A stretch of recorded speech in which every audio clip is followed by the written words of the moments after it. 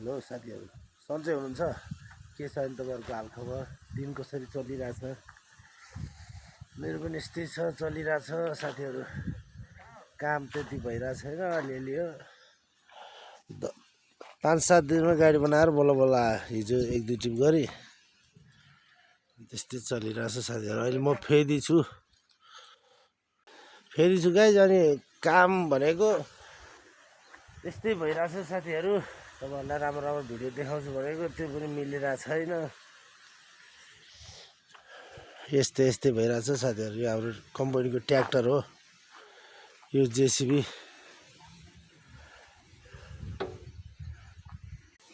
साथीहरू, गाडी यो पाहाडको बाटो हेर्नु न, बाटो यस्तो छ। अनि यस्तो बाटोमा चलाउनु पर्ने गाडी बिग्रे। अनि साथीहरू, हजुरहरूले भनिदिनु पऱ्यो कुन भिडियोहरू राम्रो छ छैन। म फेरि राम्रो बनाउने प्रयास गर्छु है। यो हामीले चाहिँ यो यति बारी थियो, यहाँदेखिबाट यहाँसम्म। यहाँ चाहिँ त्यो मिसिन राखेको, मैले अर्को भिडियो पनि भनेको थिएँ।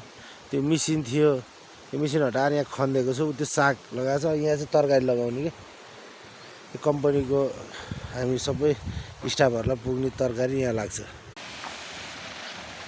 त्यो चाहिँ हाम्रो यहाँको खोला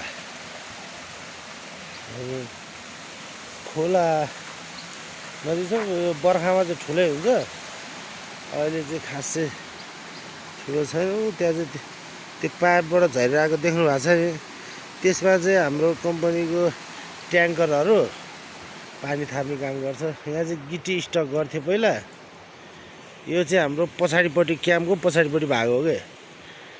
यहाँ चाहिँ गिटी स्टक गरिन्थ्यो पहिला, अहिले पनि छन्, अलिअलि त छ गिटी। त्यस्तै हो गाई। सबैभन्दा ठुलो कुरो चाहिँ मेरो क्यामेरा क्वालिटी अलि राम्रो छैन होला साथीहरू, होइन। म बिस्तारै राम्रो बनाउने प्रयास गर्छु। तपाईँहरूले लाइक, सेयर, सब्सक्राइब गरिदिनु होला। अनि कमेन्ट पनि गरिदिनु होला है, किनभने मलाई मोटिभेसन मिल्छ तपाईँहरूको कमेन्टले, होइन। केही कमेन्टहरू गरिदिनु होला, राम्रो नराम्रो यो विषयमा गर्नु नगर्नु यति भनिदिनु होला है। किनभने म अझ थप गर्ने प्रयास गर्छु, यति गरिदिनु होला।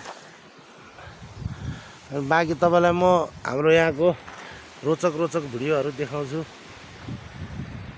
है त। यति गरिदिनु होला।